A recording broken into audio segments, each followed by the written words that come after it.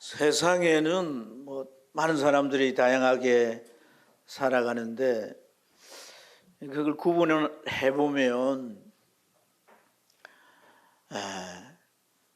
그냥 생존을 위해 사는 사람들이 있어요. 서바이벌 하는 거죠. 그냥 내가 하루하루 사는 겁니다. 또 어떤 사람들은 목표를 세워놓고 그 목표를 이루려고 추구하면서 살아가요. 성공을 위해서 사는 사람이에요. 출세하고 성공하겠다. 이런 사람을 석세스 레벨이라 그럽니다. 그런가 하면 어떤 사람들은 이 인생을 좀 의미 있게 살아야 되겠다. 어떻게? 의미 있게 살아야 되겠다. 그래서 자기의 삶에 가장 가치 있는 의미가 뭔지를 그걸 찾고 또 그것을 이루려고 애쓰는 삶이에요. 그런 삶은 어찌 보면 이기적인 삶이 아니라 이타적인 삶이고 또 그런 삶을 통해서 많은 사람들이 감동을 받게 되죠. 어쨌든 세상에 이렇게 살아가지만 사람들이 그냥 이렇게 산다면 모르겠지만 성공을 목표로 한다든지 의미 있게 사는 삶을 추구해 간다고 할 때 그 사람들의 공통적인 특징은 내일을 위한 소원이 있다는 거예요. 내일을 위한 소원. 자기의 성공이든 또 가치 있는 그 목표든 그 자기의 이루려고 하는 소원이니까 내일의 소원인 거죠. 여러분, 소원이 우리 마음 안에 있는 건 참 중요합니다. 소원이 있을 때 우리에게 에너지가 만들어져요. 그리고 우리가 그 에너지를 가지고 행동하게 되고 그 소원을 가지고 이렇게 사는 사람들은 뭔가를 되게 합니다. 시간이 지나다 보면 반드시 뭔가가 이루어져 있고 달라져 있어요. 발전돼요. 변화를 경험하는 사람들이에요. 이제 어떤 정한 때가 되면 하나의 결실들이 있겠지요. 그럼 성도는 소원을 가지고 산 사람이에요. 네 소원이 무엇이냐? 이렇게 물으신다면 이겁니다. 이렇게 딱 나와야 되는 거예요. 가만히 있자, 내 소원이 뭐냐? 이러면 안 되죠. 3000번제를 1000번제인가? 드리고 솔로몬에게 꿈에 나타난 내 소원이 뭐냐? 당장 대답하잖아요. 당장 지혜를 주세요. 그래서 가만히 있으면 내일 밤에 꿈에 나타나시면 그때 내가 정리해서 말씀을 드릴게요. 이러지 않아서 당장 소원을 얘기했던 거죠. 성도는 주님 앞에 딱 제시할 소원이 있어야 하는 거예요. 할렐루야. 오늘 교사 헌신 예배인데 교사들도 자기들의 양들에 대한 소원이 있어야 돼. 자기 사역에 소원이 있어야 돼. 오늘 읽은 말씀에 보면 바울 사도는 로마 교회를 향한 그 마음 가운데 소원이 있었어요. 이 로마 교회에 바울이 가진 소원이 무언가를 9절과 11절에서 잘 나타내 주는데 바울 사도는 이 소원 때문에 로마 교회 교인들을 향한 소원 때문에 기도도 했고 또 그들을 보기를 그래서 봐서 그 소원이 이루어지기를 간절히 원한다 그랬어요. 간절히 원한다. 그래서 13절에 보면 그걸 이루기 위해서 자기가 로마에 가려고 여러 번 시도를 했다는 거예요. 그냥 마음에만 있는 소원이 아니라 그 소원을 이루기 위해서 자기 마음에 불타는 에너지가 있는 거죠. 로마로 가야 되겠다. 여러 번 시도를 하는 거예요. 근데 길이 막혀서 그러나 그 소원을 포기하지 않는 거죠. 결국 그는 로마에 가게 되고 그가 비록 죄수의 몸으로 로마에 갔지만 또 죄수의 몸이기 때문에 또 이렇게 갇혔다는 제한적인 상황이지만 간수를 만나고 자기를 찾아오는 사람들을 만나고 계속해서 사람들에게 복음을 전하고 또 무엇보다도 그 로마 교회 성도들을 잘 가르칠 수 있는 기회가 있었는 줄로 믿습니다. 2년 동안 그 자유롭게 로마 교인들과 만나서 복음을 전했던 것이죠. 그리고 그가 소원하는 바를 위해서 하나님 앞에 열심으로 살았고 마지막에는 그곳에서 순교로 하나님 앞에 그 생을 다 올려드린 줄로 믿습니다. 사랑하는 여러분, 근데 이 바울 사도 안에 그 로마 교회를 향했던 소원이 과연 무엇일까요? 어떤 소원이길래 그는 그 소원을 품고 기도하고 가려고 시도를 하고 마침내 가게 되고 또 그 일을 위해서 자기 남은 일생을 드릴 수 있게 됐단 말이에요. 그 소원이 뭘까? 오늘 우리가 읽은 이 본문에서는 한 서너 가지 그 소원에 대하여 우리에게 가르쳐 주고 있습니다. 하나씩 나누면서 큰 도전과 은혜와 축복이 되시길 바랍니다. 그 소원 첫째는 무엇이냐? 온전한 열매입니다. 온전한 열매. 온전한 천국 열매. 한번 따라해 봅시다. 온전한 천국 열매. 13절 말씀을 보면 형제들아 내가 여러 번 너희에게로 가고자 한 것은 너희가 모르기를 원하지 아니하노니 이는 너희 중에서도 다른 이방인 중에서와 같이 뭐하기를 열매 맺게 하게 하려 함이로다. 지금까지는 길이 막혔도다. 그렇게 말합니다. 로마 교회에 가고자 하는 그의 소원이 뭐냐면 열매 맺게, 이 열매 맺기를 원하는, 로마 교인들이 열매가 되기를 원하는. 그래서 열매란 게 구체적으로 뭘 말하는 것일까요? 이 열매 맺게라라고 하는 이 표현 속에서 이 맺게라라고 하는 스코는 소유하다라고 하는 동사 에코의 가정법이에요. 그러니까 뭔가를 가정하고 있는 거죠. 그러니까 소유하기 위해서는 어떻게 해야 되는 거예요? 모아야 되는 거잖아요. 그 모아드린다. 그러면 바꾸고 말하면 열매를 모아드린다는 거예요. 열매를 어떻게 한다고? 모아드린다. 그렇습니다. 여러분, 하나님 앞에서의 이 열매는 세상으로부터 우리를 교회로 모아드리는 거예요. 그리고 교회에서 신앙생활 잘해서 진짜 열매가 돼서 천국으로 또한 모아드리는 거예요. 이렇게 모아드리는 하나님 역사. 복음 전하는 전도자만 가서 전도하는 게 아니에요. 성령이 함께 가시는 거예요. 또 많은 사람들의 기도의 힘이 같이 그 영혼을 교회 안으로 모아드리는 거예요. 내가 내 말로 왔다. 그렇지 않습니다. 하나님께서 모아드리는 그 손길로 우리가 여기 온 거예요. 또 여기에서 우리의 신앙이 어떻게 해요? 잘 자라서 천국의 열매가 되는 것이거든요. 할렐루야. 결과적으로 완전한 구원의 열매가 되기를 바울 사도가 소원했다라고 하는 것을 우리가 이 말씀을 통해 깨달을 수가 있습니다.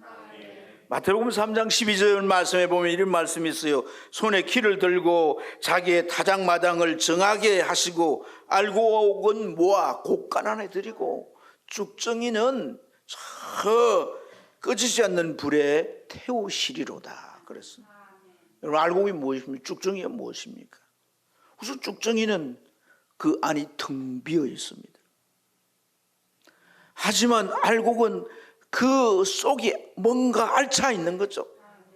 탄수화물과 무기질인 인과 칼슘 회분들이 그 속에 차 있습니다. 어떻게 세워지나요? 농부가 거름을 주죠. 또 하늘에서 비가 내리죠. 햇볕이 내리쬐면 그 태양열을 받아서 점점점 이런 요소들을 그 아래 자꾸 채워가는 거다. 그래서 알곡이 되는 거다. 할렐루야. 그렇습니다. 우리가 저 살고 있는데 누군가가 복음을 전해줬어요. 성령의 역사에서 내가 믿기로 결단합니다. 그리고 교회에 나와서 이렇게 예배를 드리고 말씀의 가르침을 받고 계속 이 하나님의 말씀의 양육을 받을 때 우리의 마음밭이 정화되어지고 하나님의 말씀에 대해서 눈을 뜨게 되는 거예요. 들을 때 깨달아지는 거예요. 그때 우리 안에 영적 지혜와 지식이 점차적으로 마치 그 알곡이 알이 채워지듯이 채워지게 되는 줄로 믿습니다. 그것이 우리의 가치관이 되고 생활의 양식이 되어서 그걸 따라 살려고 하는 거죠. 하나님의 말씀을 들을 때 내가 그대로 한번 살아봐야 되겠다. 그게 순종을 결단하고 순종하게 되면 그게 의의 열매가 되는 것이고, 할렐루야, 내 안에 의를 이루게 되는 것이고, 또한 예수님의 성품이 나의 성품이 되는 것이고, 그리고 내 안에 굳건한 믿음이 생겨서 정말 속 사람이 점점 알차가게 돼요. 사람은 영적 존재예요. 껍데기면 전부가 아니에요. 그 안에 이 내면적인 요소가 있는데 성경 그걸 속 사람이라 그래요. 이거는 그 사람이고 그 안에는 속 사람인 거예요. 그 사람은 날로 후패해져 가지만 속 사람은 날로 진짜예요? 새롭게 알차가는 거예요. 알차. 근데 바울 사도가 이 로마 교회에 이 성도들로 하여금 참 천국의 열매가 되기를 소원했다고 그랬는데 왜 그런 소원을 품었을까요? 로마 교인들의 신앙 환경은 알곡으로 자라기에 유리하지 못했어요. 자기들의 신앙의 출발은 오순절 날 하나님의 성령이 마가다락방에 임할 때 120문도가 성령에 충만하게 되죠. 그런데 그 가운데 사도들이 일어나서 복음을 전하게 돼요. 절기를 지키러 저 로마에서 왔던 이 사람들이 그 복음을 듣게 되고 예수를 믿게 되었어요. 그리고 그들이 다시 자기들이 살고 있는 로마로 되돌아왔습니다. 절기가 끝나고. 그런데 되돌아와서 자생적인 신앙생활을 하는 거예요. 하지만은 누군가 지도해 줄 사람이 없어요. 베드로 사도가 일시적으로 가서 그들을 지도했지만 머물러서 그들의 신앙을 체계적으로 잘 세워서 그 신앙이 정말 알곡처럼 만들어지도록 그렇게 지도해 주질 못했어요. 그러니까 그 신앙은 불완전한 신앙이에요. 알곡이 될 수 없는 그런 여러 가지 신앙 환경을 우리가 볼 수가 있습니다. 사랑하는 여러분, 우리의 신앙이 온전해지려면, 정말 아리찬 알곡 같은 신앙이 되려면 바른 신앙의 지도를 받아야 돼요. 지속적으로 지도를 받아야 돼. 그러지 않으면 우리 신앙이, 한번 따라합시다. 내 마음대로 신앙이 되는 거예요. 나무를 심어놓고 거기에 지지대를 딱 고정해 둡니다. 왜 그렇습니까? 흔들리지도 말고 또 올곧게 뿌리도 내리고 올곧게 자라도록 하는 거예요. 아멘. 네. 바람에 흔들리기도 하고,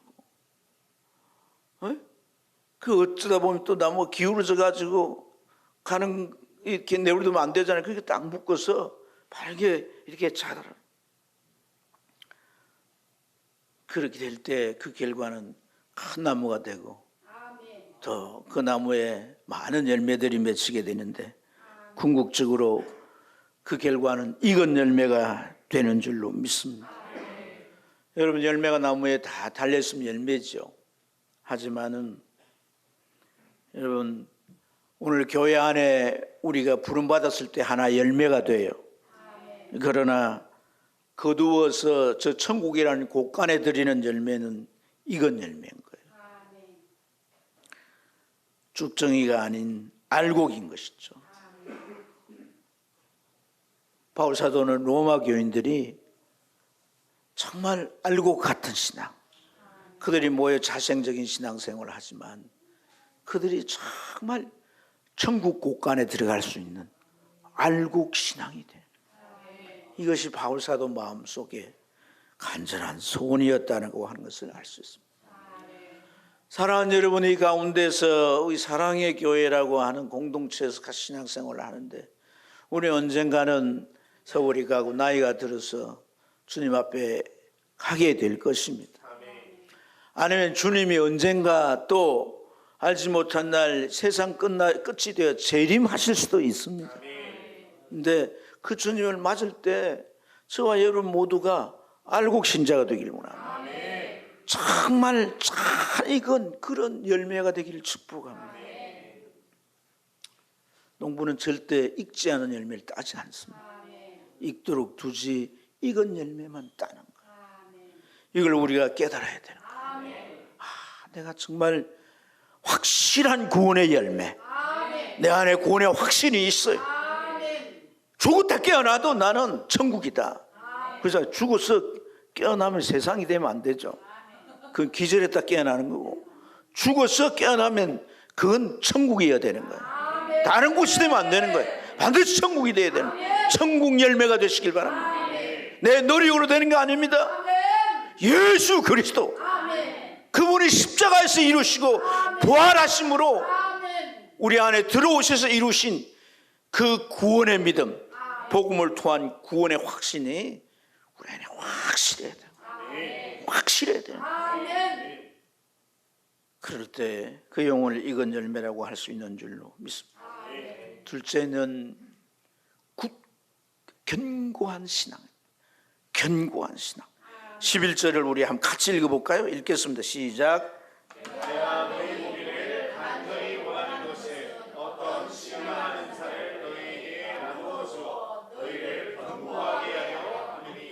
할렐루야. 우리 신앙은 알곡되는 것과 함께 또 어떻게 돼야 돼요?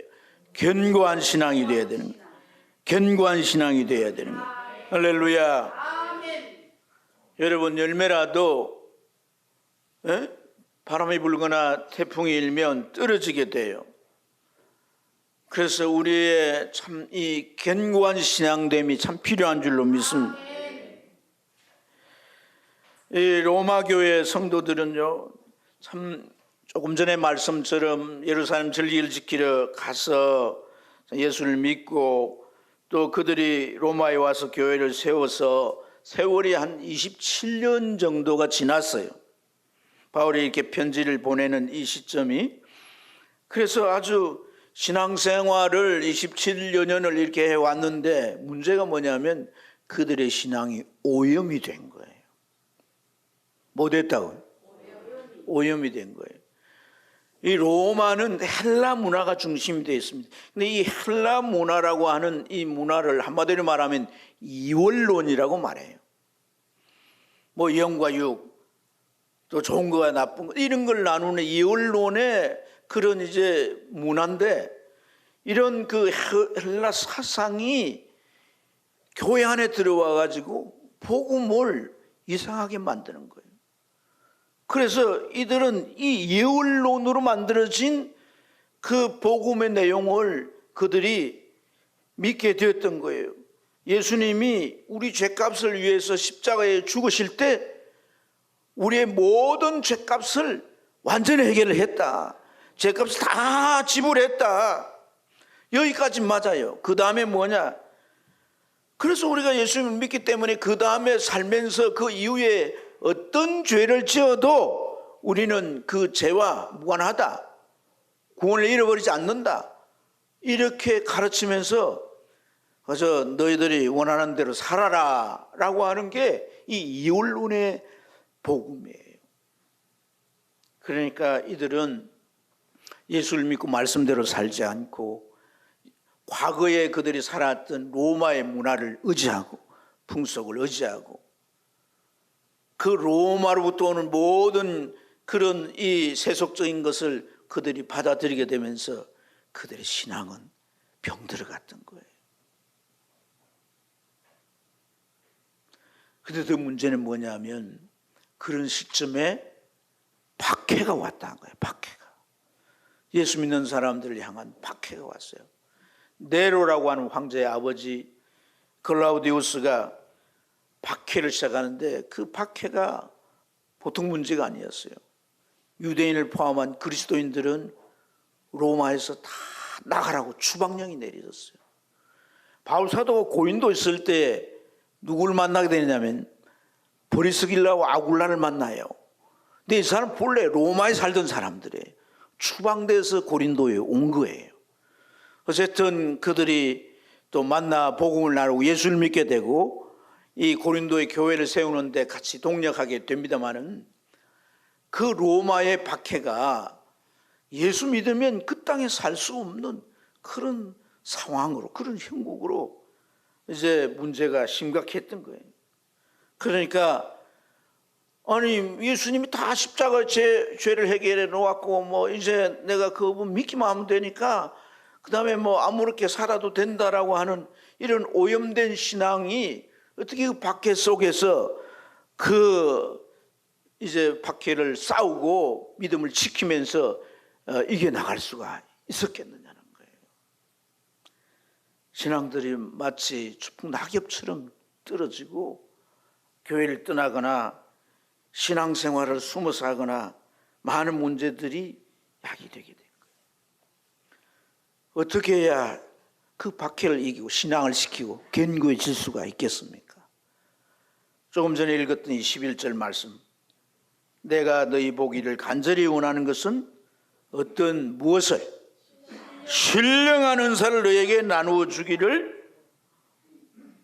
주고 너희 신앙이 어떻게 된다는 거예요? 견고한 신앙이.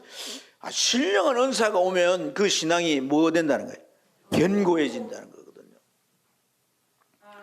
이 신령한 은사는 뭘 말하냐면 은사란 말은 선물이에요.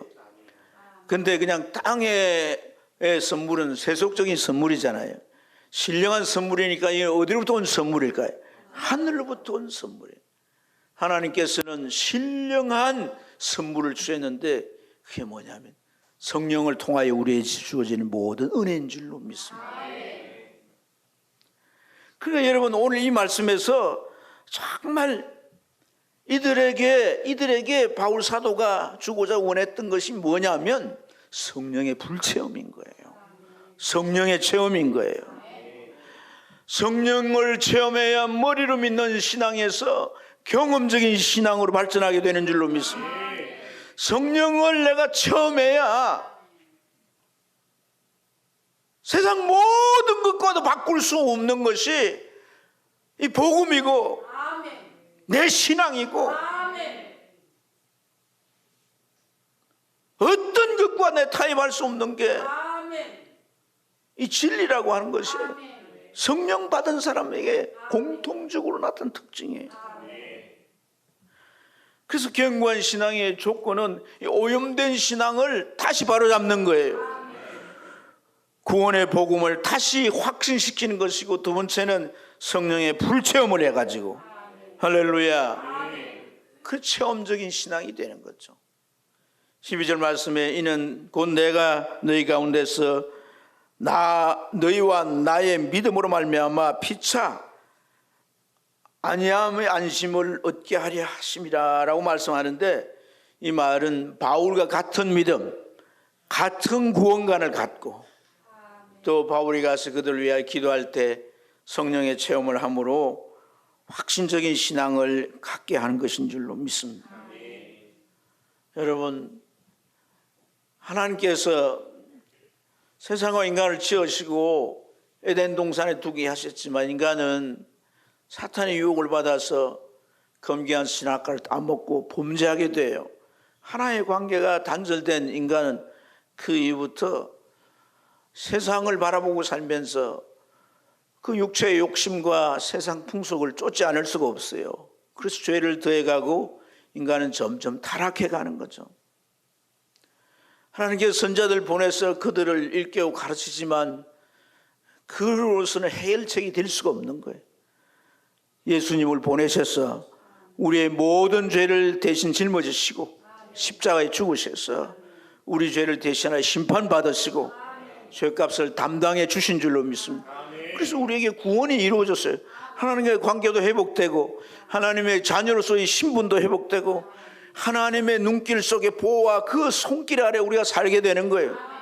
그런데 예수님이 그 모든 일을 이루고 올라가셨는데 그 다음에 우리가 저 천국 갈 때까지 우리를 정말 곁에서 우리를 일깨우고 권면하고 우리를 보호하고 우리를 이렇게 이끌어가는 분이 누구냐면 성령이에요.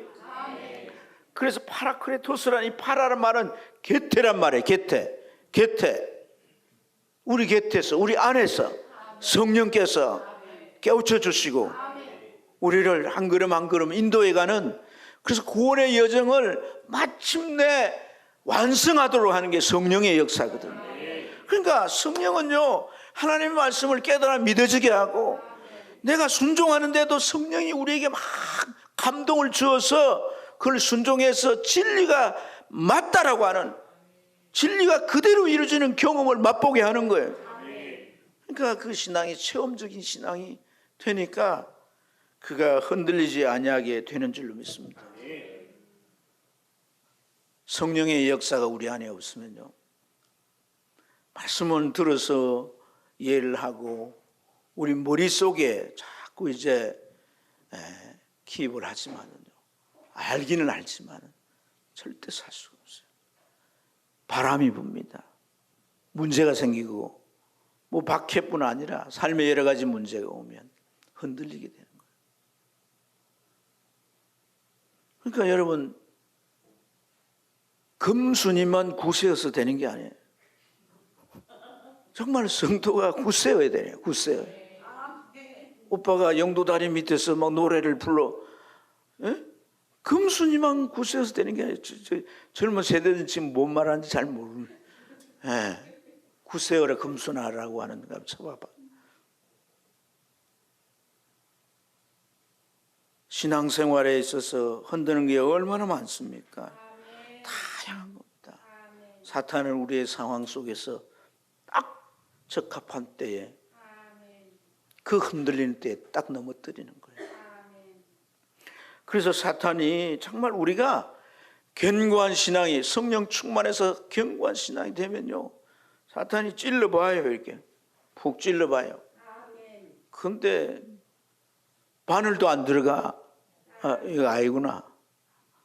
야, 정말 견고한 신앙이네. 그럼 가요.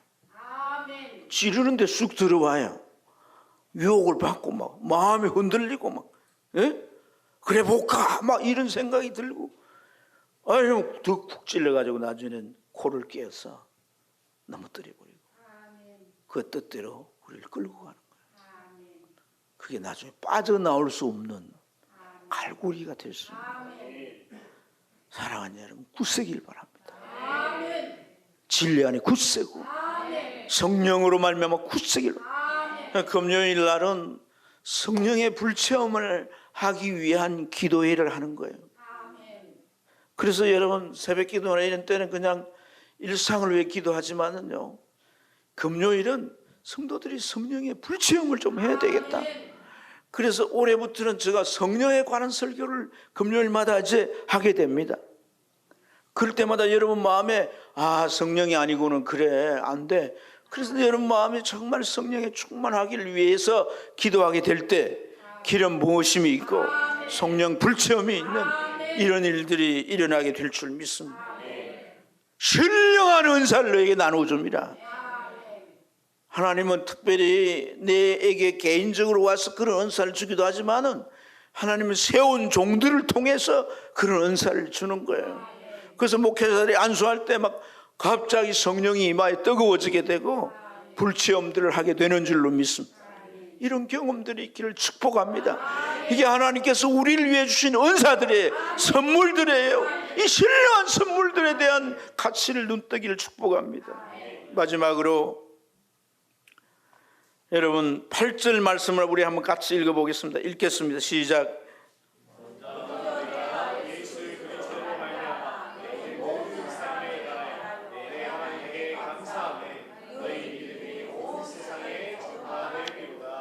온 세상에 전파됐다는 것은 뭘 말합니까? 소문이 났다는 거예요. 소문이 났다. 할렐루야. 로마 교회는 소문이 났어요. 특이하니까 소문이 날 수밖에 없는 거예요. 왜냐하면 선교사나 전도자가 로마에 가서 전도를 해서 믿은 게 아니에요. 이들이 뭐예요? 예루살렘에 가서 예수를 믿게 됐잖아요. 그러니까 이런 경우는 좀 특이한 거죠. 특이한. 그래서 사도들이나 소아시아 다른 교회들의 이 로마 교회에 대해서 참 하나님의 특별한 역사다. 그래서 소문이 났을 거예요. 그러나 그게 전부가 아니고 여러분, 오늘 이러한 로마 교회를 향해서 신앙도 오염되고 박해도 있고 또 그들의 신앙이 저 천국까지, 천국 곳간에 드리는 확실한 구원이 이루어지는 열매가 되게 하기 위해서 마음에 간절한 소원을 가졌던 바울 사도가 이 로마에 가서 그들에게 복음을 전하고 그들 위해 기도하게 될 때 그들이 성령의 불체험을 하게 되고 변화되고, 그래서 시간이 가니까 여러분, 이 로마 교회는 소아시아의 모든 지역에 복음의 진원지가 됩니다. 지진의 진원지 그러잖아요. 복음의 진원지. 여기서부터 복음이 막 퍼져나가요. 뿐만 아니라 200년 후는 로마 교회가 기독교 역사의 중심이 됩니다. 천년의 기독교를, 그 이후에 천년의 기독교를 누가 이끌어가냐? 이 로마 교회 중심으로 이끌어가는 거예요. 여러분, 복음을 전하고 진리를 가르치는 자의 소원이 이렇게 이루어졌다는 사실을 우리가 보면서 하나님의 말씀을 봉사하는 자들이 품는 소원이 얼마나 가치 있고 하나님이 보실 때 그게 얼마나 귀한가. 그 소원이 불타고 있을 때 하나님 반드시 이루시고 마는 그런 놀라운 역사를 보게 됩니다. 오늘 이 말씀을 들으면서 소원이 어떻게 품어지게 될까요? 정말 하나님께서 적극적으로 밀어주시고 그걸 반드시 이루시는 그 소원이 어떻게 품어지게 될까요? 우리는요, 때로는 갖고 싶은 것으로 소원을 품습니다. 때로는 어떤 이 가치 있는 것을 보고 이게 참 좋구나, 귀한 거구나 해서 소원을 품게 됩니다. 또는 우리는 주변에 누구를 통해 영향을 받아 소원을 품을 수가 있습니다. 근데 바울 사도는 어떻게 소원을 품었다고 볼 수 있느냐면, 따라해 봅시다. 빚진 마음. 빚진 마음이다.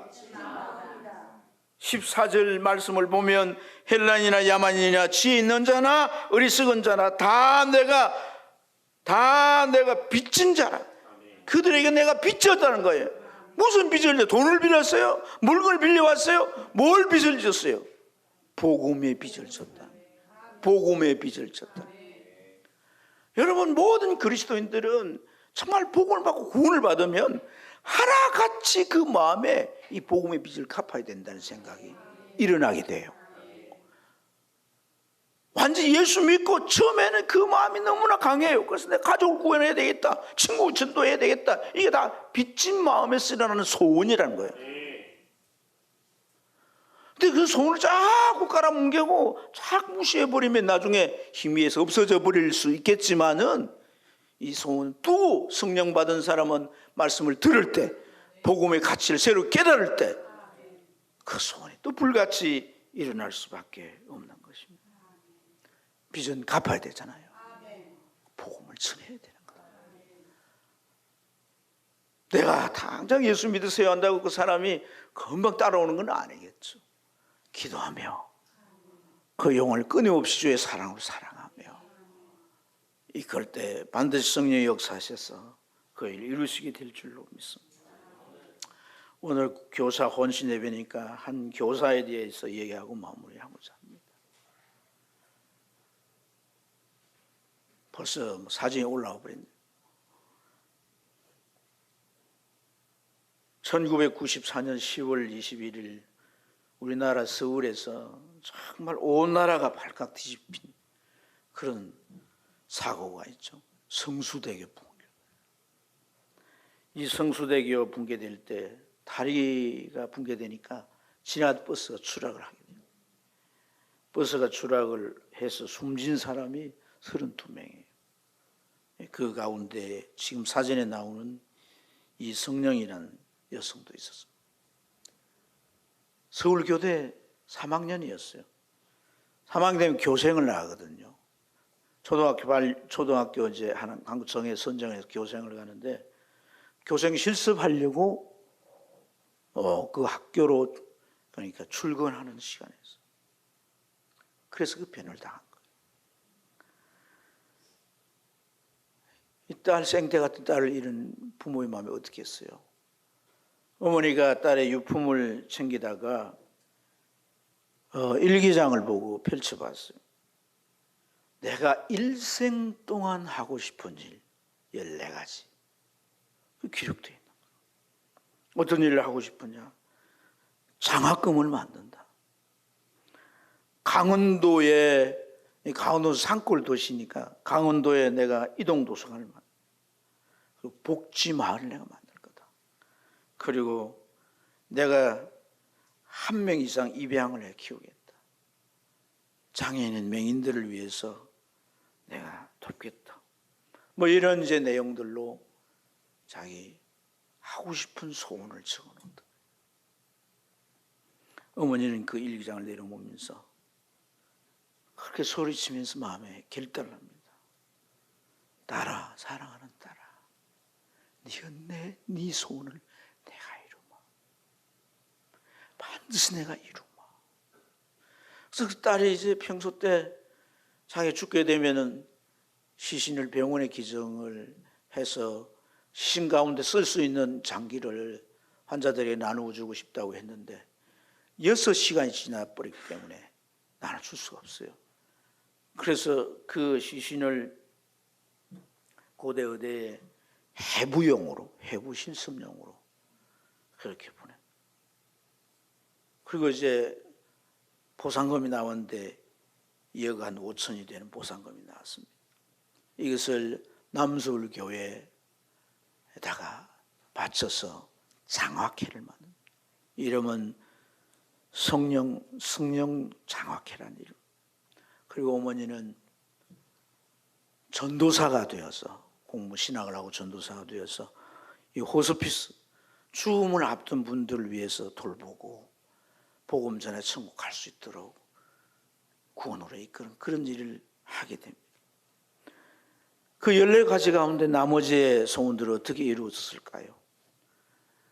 교회에다가 다 헌금하고 만들어진 그 장학회는 강원도 포백연대 이동도서관을 보냅니다.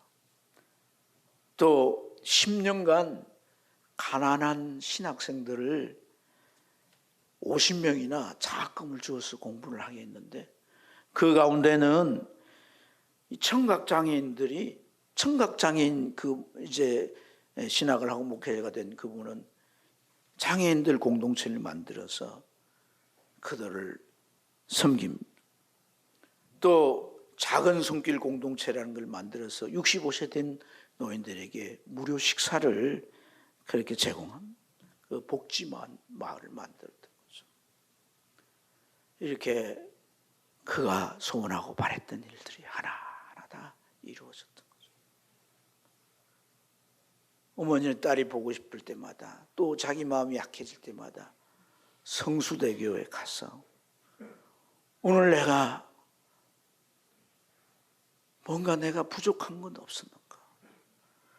오늘 내가 정말 하나님이 기뻐하는 삶, 딸이 이루지 못한 그 삶을 위해서 내가 약속했던 것을 위해서 어떻게 내가 헌신하고 살았는가? 뒤돌아보고 다짐했다. 사랑하는 여러분, 하나님이 보시기에 합당한 소원이면 열매되게 하신다는 거예요. 반드시 열매되게 하신다는 거예요. 내가 죽고 없더라도 열매되게 하시는 이 하나님의 섭리의 손길을 우리가 보면서 우리는 땅의 삶을 그냥 서바이벌, 그냥 생존하기 위해서 사는 삶이 아니라 이 땅 위에 잘 먹고 잘 입고 출세해서 이름 높이는 것은 성공의 삶이 아니라 의미 있는 삶을, 정말 의미 있는 삶을 위해 우리가 살아야 할 줄 믿습니다. 요한복음 12장 24절에 한 알의 밀이 땅에 떨어져 죽으면 많은 열매를 맺고 그렇습니다. 세상의 어떤 희생도 주님 앞에서의 하는 희생은 결코 헛되지 않는 줄 믿습니다. 교사들의 수고를 보면 참 희생적이다는 생각이 들 때가 많습니다.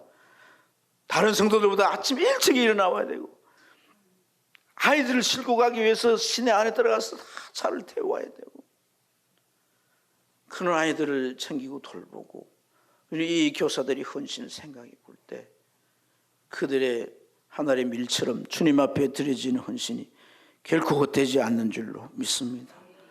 사랑하는 여러분, 잔의 물이 참에 넘쳐 흐릅니다. 우리의 신앙이 하나님으로부터 오는 생수의 강이 또 차고 또 차고 그래서 넘쳐 흐르길 축복합니다. 어느 한점에 끝나고 마는 그런 신앙이 아닌 계속해서 은혜가 부어지고 하나님의 놀라운 손길이 그와 함께 하셔서 그를 통하여 하나님의 나라가 펼쳐가는 역사가 일어나길 원합니다. 오늘 우리 사랑의 교회들 가운데도 이 담임 목사 어디 가서 우리 성도들 가운데 이런 분이 있어 이렇게 하나님 앞에 쓰임받고 이런 소원을 가지고 마침내 이런 열매를 이루어서 이건 다 우리가 본받아야 하고 도전받아야 할 것이 아닌가 라고 말할 수 있는 소문난 성도가 되시기를 주님으로 축복합니다. 축복합니다. 축복합니다. 기도하겠습니다.